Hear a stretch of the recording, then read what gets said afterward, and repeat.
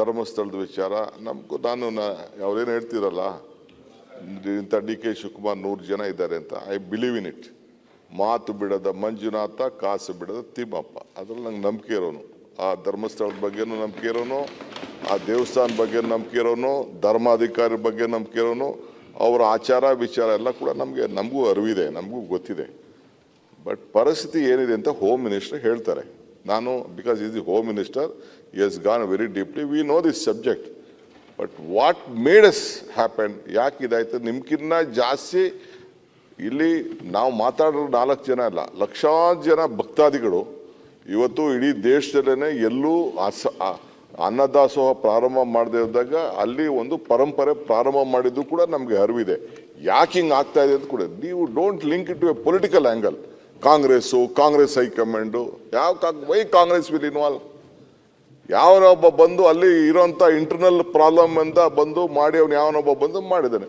Definitely ನಿಮ್ಗಿನ್ನ ಜಾಸ್ತಿ ನಮ್ಮ ಪಾರ್ಟಿಲೇ ಕೂಡ ಇನ್ಕ್ಲೂಡಿಂಗ್ ಶಿವಲಿಂಗೇಗೌಡರು ಇರ್ಬೋದು, ನಮ್ಮ ರೈ ಇರ್ಬೋದು, ಇವರೆಲ್ಲ ಸೇರಿಕೊಂಡು ನಮ್ಮ ಪೊಲಿಟಿಕಲ್ ಪಾರ್ಟಿಲೂ ಕೂಡ CLP ಮೀಟಿಂಗಲ್ಲಿ we are very firm that ಆ ಧರ್ಮಸ್ಥಳದ ಗೌರವ ಏನಿದೆ, ಧಾರ್ಮಿಕವಾದಂಥ ಗೌರವ, ಯಾಕೆಂದರೆ ಭಕ್ತನಿಗೂ ಭಗವಂತನಿಗೂ ಇರೋಂಥ ಸಂಬಂಧದಲ್ಲಿ ಯಾವ ಸಂದರ್ಭ ಕೂಡ ನಾಶ ಆಗಬಾರ್ದು. ಅವ್ರು ಮೊದಲಿಂದ ಕೂಡ ಕಾಪಾಡ್ಕೊಂಡು ಬಂದಿದ್ದಾರೆ. ಅವ್ರು ಮಾಡ್ತಾ ಇರೋಂಥ ಸೋಷಿಯಲ್ ಸರ್ವಿಸು, ಅವ್ರು ಮಾಡ್ತಾ ಇರೋಂಥ ಧಾರ್ಮಿಕ ವಿಧಾನ, ಅದ್ರ ಬಗ್ಗೆ ಯಾರಿಗೂ ಅನುಮಾನನೂ ಇಲ್ಲ. We support Karnataka Congress government is committed to stand by their philosophical work and ಧಾರ್ಮಿಕವಾದಂಥ ವರ್ಕ್ಗೆ ರಕ್ಷಣೆ ಕೊಡಲಿಕ್ಕೆ ನಾವು ಬದ್ಧವಾಗಿದ್ದೀವಿ. ಕೆಲವರು ಬಂದು ಹೇಳಿದ್ದಾರೆ, ಕೋರ್ಟಲ್ಲಿ ಹೋಗಿ ಹೇಳಿದ್ದಾರೆ. ಕೋರ್ಟಲ್ಲಿ ಹೇಳಿದ ಸುಮ್ಮನೆ ಹೋಮ್ ಮಿನಿಸ್ಟರ್ ಅದಕ್ಕಿರ್ಕೊಂಡು ಒಂದು ಸರ್ಕಾರ ಸುಮ್ಮನೆ ಕೂತ್ಕೊಳ್ಳೋಕ್ಕಾಗ್ತದ? That the honourable home minister will reply. I am telling you still now we know ಧರ್ಮಸ್ಥಳದ ವೀರೇಂದ್ರ ಹೆಗ್ಗಡೆ ಅವರಾಗಲಿ, ಅವರ ಪರಂಪರೆ ಆಗಲಿ, ಆ ದೇವಸ್ಥಾನ ಆಗಲಿ, ಅವ್ರ ಧಾರ್ಮಿಕ ವಿಚಾರ ಆಗಲಿ, ಧರ್ಮ ಆಗಲಿ, ಅದ್ರ ಬಗ್ಗೆ ನಮಗೂ ನಿಮ್ಗೆ ಎಷ್ಟು ಕಾಳಜಿ ಇದೆ ಅದಕ್ಕಿಂತ ಒಂದು ರೌಂಡ್ ಜಾಸ್ತಿನೇ ಇದೆ. ಅದು ಕೂಡ ತಮ್ಮ ತಲೆಯಲ್ಲಿರಲಿ. ವರ್ಕ್ ನೀವು ಹೇಳ್ತಾ ಇದ್ದೀರಿ ನಿಜ. ಈಗ ಸೋಷಿಯಲ್ ಮೀಡಿಯಾ ಬಂದ್ಬಿಟ್ಟಿದೆ. ಸೋಷಿಯಲ್ ಮೀಡಿಯಾ ಯಾರು ಅಲ್ಲಲ್ಲ ಹೇಳ ಸೋಷಿಯಲ್ ಮೀಡಿಯಾ ಬಂದ್ಬಿಟ್ಟಿದೆ.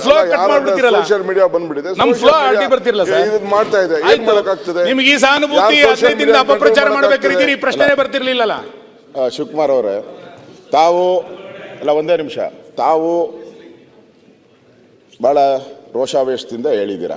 ರೋಷ ಇಲ್ಲಪ್ಪ, ದ್ವೇಷದಿಂದನೂ ಹೇಳಿದ್ದೀರಾ. ದ್ವೇಷ ಇಲ್ಲ, ಬಹಳ ನಮ್ರತೆಯಿಂದ ಮಾತಾಡ್ತಾ ಇದ್ದೀರಾ.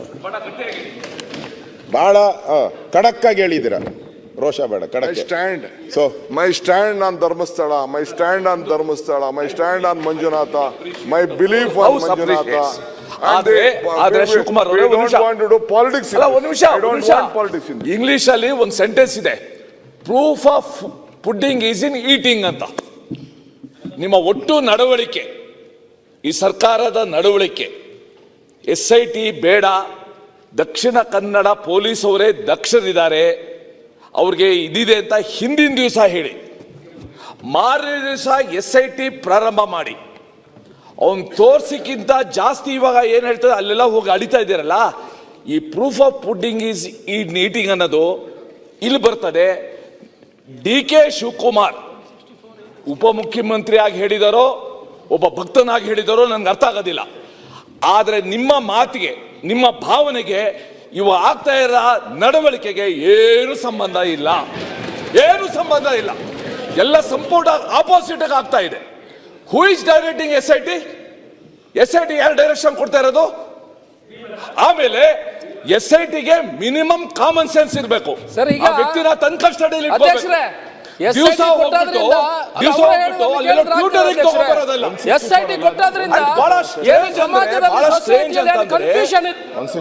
ಒಬ್ಬ ವಕೀಲರು SIT ಮಾಡುವಂತ ಹೇಳಿದ್ರು 164 ಅಲ್ಲಿ. ಅಲ್ಲ ಆಯ್ತು ಅಧ್ಯಕ್ಷರೇ, ಸುರೇಶ್ ಕುಮಾರ್ ಒಂದು ನಿಮಿಷ. SIT ಕೊಟ್ಟದ್ರಿಂದ ಅಲ್ಲ ಶಿವಕುಮಾರ್ ನೋಡಿ, ಈಗ ಎಲ್ಲ ಚರ್ಚೆ ಆಗ್ತದೆ. ಇವರ ಬಗ್ಗೆ ಮುಗಿಸಿದ್ರೆ ಸುನಿಲ್ ಕುಮಾರ್ ಮುಗಿಸಿ ಮಾತಾಡಿ, ನಿಮ್ಮೆಲ್ಲ ಅವಕಾಶ ಕೊಡುವ. ನೆನ್ನೆ ಇಷ್ಟು ಪ್ರಚೋದನಾಕಾರಿ ಭಾಷಣ ಮಾಡಿದ್ದೇನೆ. You should have nabbed it. ನೀವು ಹೇಟ್ ಸ್ಪೀಚ್ ಬಗ್ಗೆ ಒಂದು ಲೆಜಿಸ್ಲೇಷನ್ ತರಬೇಕು ಅಂತ ಇದ್ದೀರಾ. ಅದಕ್ಕೆ ಫಸ್ಟ್ ಕೇಸ್ ಅದು ಆಗ್ಬೇಕಾಯಿತು. ಎಂತ ನುಗ್ಗುತ್ತೀವಿ ನಾವು, ಧರ್ಮಸ್ಥಳಕ್ಕೆ ನುಗ್ಗಿಸ್ತೀವಿ, ಇಡೀ ರಾಜ್ಯ ನುಗ್ಗುತ್ತೆ. What is this? How can you allow such ಒಂದು ಇನ್ಫ್ಲಮೇಟರಿ ಒಂದು ಸ್ಪೀಚ್ ಮಾಡ್ಲಿಕ್ಕೆ ಏನ್ ಮಾಡ್ತೀರಾ? ಅದಕ್ಕೋಸ್ಕರ ಡಿ ಕೆ ಶಿವಕುಮಾರ್ ಅವರೇ, ನಿಮ್ಮ ಮಾತನ್ನ ನಾನು ಗಂಭೀರವಾಗಿ ಕೇಳಿದ್ದೀನಿ. ಐ ಅಪ್ರಿಶಿಯೇಟ್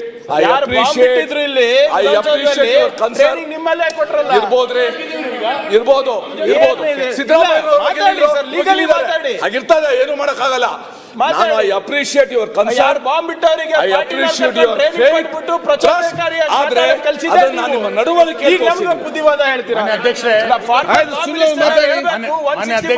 ಒಬ್ರು ಸ್ಟೇಟ್ಮೆಂಟ್ ಕೊಟ್ಟಾಗ ಏನಾಗ್ಬೇಕು ಅದನ್ನು ಹೇಳಿ. ಅಧ್ಯಕ್ಷರೇ, ಬಾಂಬ್ ಬಿಟ್ಟವರಿಗೆಲ್ಲ ಸದಸ್ಯತ್ವ ಕೊಟ್ಬಿಟ್ಟು ಟ್ರೈನಿಂಗ್ ಕೊಟ್ಬಿಟ್ಟು ನಮ್ಮೇಲೆ ಆಗ್ತಾರೆ. ಡಿ ಕೆ ಶಿವಕುಮಾರ್ ಅವರು ಮಾನ್ಯ ಉಪಮುಖ್ಯಮಂತ್ರಿಗಳು ಇವತ್ತು ಸಾಂದರ್ಭಿಕವಾಗಿ ಬಂದು ಮಾತಾಡಿದ್ದಾರೆ.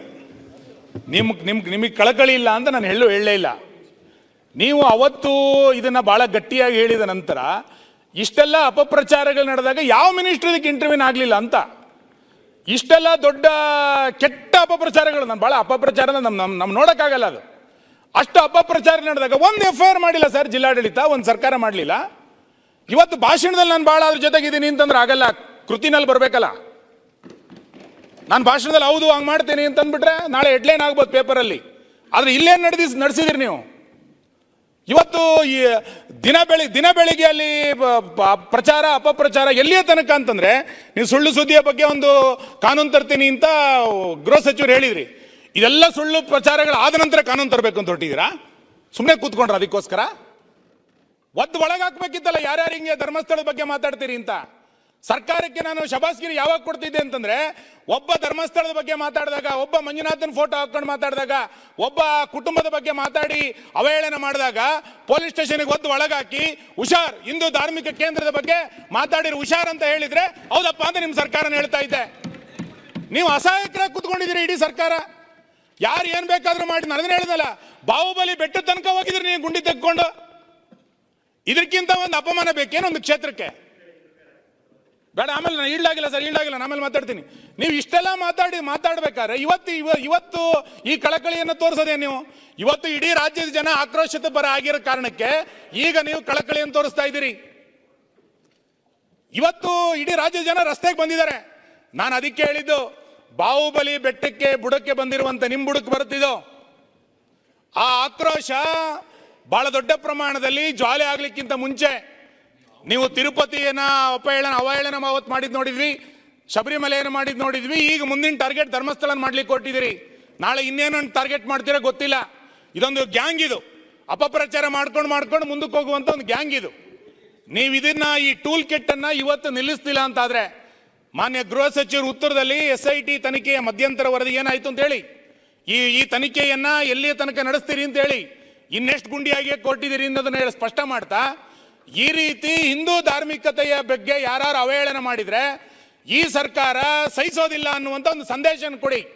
ಬರೀ ಹಿಂದೂ ಕಾರ್ಯಕರ್ತರ ಮೇಲೆ FIR ಹಾಕೊಂಡು ಪೌರುಷ ತೋರಿಸೋದಲ್ಲ ನಿಮ್ದು. ಈ ತರದವರಿಗೂ ಸ್ವಲ್ಪ ತೋರಿಸಿ ಏನು ಅಂತ. ಹಾಗಾಗಿ ನಿಮ್ ಜೊತೆಲಿರುವಂತ ಗುಂಪು ಏನು ಅಂತಂದ್ರೆ, ಮೊನ್ನೆ ಜ್ಞಾನೇಂದ್ರ ಹೇಳಿದ್ರು, ಕಾಡಲ್ಲಿರೋ ನಕ್ಸಲರನ್ನೆಲ್ಲ ಶರಣಾಗತಿ ಮಾಡಿ ನಗರಕ್ಕೆ ತಂದು ಬಿಟ್ಬಿಟ್ರಿ. ಅವರೆಲ್ಲ ಇವತ್ತು ಇದ್ರಲ್ಲಿ ಓಡಾಡ್ತಿದ್ದಾರೆ. ನಗರ ನಕ್ಸಲರೆಲ್ಲ ಓಡಾಡಕ್ ಶುರು ಮಾಡಿದ್ದಾರೆ. ಇವತ್ತು ಇನ್ನೊಂದು ತಂದ್ಬಿಟ್ಟಿದ್ದು, ನೀವೇ ತಂದ್ಬಿಟ್ಟಿದ್ದು. ಇನ್ಯಾರು ತಂದ್ಬಿಟ್ಟಿದ್ದು? ನಿಮ್ಮ ಸರ್ಕಾರ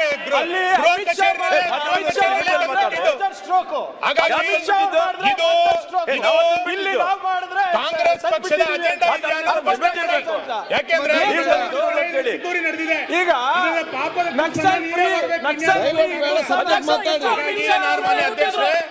ಯಾರು ಇದರ ಹಿಂದೆ ಅಧಿಕಾರಿಗಳಿದ್ದಾರೆ, ಇದರ ಹಿಂದೆ ಯಾರು ತೆರೆಯ ಮರೆಯಲ್ಲಿ ಕೆಲಸ ಮಾಡಿದ್ದಾರೆ, ಇದರ ಹಿಂದೆ ಇರುವಂತ ಯಾವ ಸಂಘಟನೆಗಳಿದೆ, ಇದರ ಹಿಂದೆ ಯಾವ ಹಣಕಾಸು ನೆರವನ್ನು ಕೊಟ್ಟಿದ್ದಾರೆ, ಇದೆಲ್ಲದರ ಬಗ್ಗೆಯೂ ಕೂಡ ತನಿಖೆ ಆಗಬೇಕು. ಇದು ಹೊರಗೆ ಬರಬೇಕು. ನಾಳೆ ತೇಜೋವಧೆ ಮಾಡಿ ನಂತರ ನನ್ನ ಮನೆ 0 ಅವರ್ನಲ್ಲಿ ಹೇಳ್ತಾ ಇದ್ದೆ, ಕೊನೆಗೆ ಏನ್ ಮಾಡ್ಬಿಡ್ತೀರಿ ನೀವು ಅಂತಂದ್ರೆ, ಇದನ್ನ ಮುಚ್ಚಾಕ್ಬೇಕು ಅಂತಾದಾಗ ಕೊನೆಗೆ SIT-ನವರು ಅದು ಇನ್ನೇನೋ ವರದಿ ಏನು ಕೊಡ್ತಾರೆ ಅಂತಂದ್ರೆ, ಆ ಮುಸುಕುದಾರಿ ಮೆಂಟಲ್ ಸರ್, ಏನು ಮಾಡೋಕ್ಕಾಗಿಲ್ಲ ಅಂದ್ಬಿಡ್ತೀರಿ ನೀವು. ಕೊನೆಗೆ ಇದೇ ಮಾಡೋದು ನೀವು. ಅವನಿಗೆ ಮೆಂಟಲ್ ಟ್ರೀಟ್ಮೆಂಟ್ ಬೇಕಾಗಿದೆ, ಅವನು ಏನೇನೋ ಹೇಳ್ದ, ಅವತ್ತೇನೋ ಅಚಾನಕ್ ಆಗಿ ನಡೆದೋಗ್ಬಿಟ್ಟಿತ್ತು ಅಂತೇಳಿ ನಿಮ್ಗೆ ಕಾಂಟ್ಯಾಕ್ಟ್ ಮಾಡ್ತೀರಿ. ಅಂದ್ರೆ ಇಡೀ ರಾಜ್ಯನ ಮೆಂಟಲ್ ಮಾಡ್ಲಿಕ್ಕೆ ಹೊರಟ್ಬಿಡ್ತೀರಿ ನೀವು. ಹಾಗಾಗಿ ಇದು ಯಾವುದಕ್ಕೂ ಅವಕಾಶ ಕೊಡದಲೆ ಇದರ ಭಾವನೆಗಳಿಗಾಗಿರುವಂತ ಹಾನಿಗಳನ್ನ ಯಾರು ಆ ಹಾನಿಯನ್ನು ಸರಿ ಮಾಡ್ಕೊಳ್ಳೋದು ಯಾರು? ಹಾಗಾಗಿ ತಕ್ಷಣ ಸರ್ಕಾರ ನೀವು ಇಡೀ ಮಂತ್ರಿಮಂಡಲ ಹೋಗಿ ಧರ್ಮಸ್ಥಳದ ಕ್ಷಮೆಯನ್ನು ಯಾಚಿಸ್ಬೇಕು ನೀವು. ಹೌದು, ನಮ್ಮ ಕಡೆನೇ ತಪ್ಪಾಗಿದೆ, SIT ರಚನೆ ಮಾಡಿ ಅಪಪ್ರಚಾರ ಮಾಡಿ ಇವ್ರು ಎಷ್ಟು ಸುಮ್ಮನೆ ಕೂತ್ಕೊಂಡಿದೀವಿ ಅಂತ ಮಾತಾಡಿ ಚರ್ಚೆ ಮಾತಾಡಿ. ನಿಮ್ಮ ಸರ್ಕಾರದ ಬಗ್ಗೆ, ಹೌದಪ್ಪ ನಮ್ಮ ಧಾರ್ಮಿಕ ಕ್ಷೇತ್ರದ ಬಗ್ಗೆ ಈ ಸರ್ಕಾರಕ್ಕೂ ಕೂಡ ನಂಬಿಕೆ ಇದೆ ಎನ್ನುವಂತ ವಿಶ್ವಾಸ ನಿರ್ಮಾಣ ಆಗುತ್ತೆ. ಹಾಗಾಗಿ ಒಂದು ವಿಶ್ವಾಸದ ಹೆಜ್ಜೆಯನ್ನ ಸರ್ಕಾರ ಇಡಬೇಕು. ಇನ್ನ ಯಾವುದೇ ವ್ಯಕ್ತಿ, ಯಾವುದೇ ಸಂಘಟನೆ, ಯಾವುದೇ ಪಿತೂರಿ ಹಿಂದೂ ಧಾರ್ಮಿಕ ಕ್ಷೇತ್ರದ ಬಗ್ಗೆ ಅವಹೇಳನ ಮಾಡುವಂತ ಪ್ರಕ್ರಿಯೆಗೆ ನೀವೊಂದು ದಿಟ್ಟ ಹೆಜ್ಜೆಯನ್ನ ಸರ್ಕಾರ ಇಡಬೇಕು ಅಂತೇಳಿ ನಾನು ಆಗ್ರಹಿಸ್ತೇನೆ.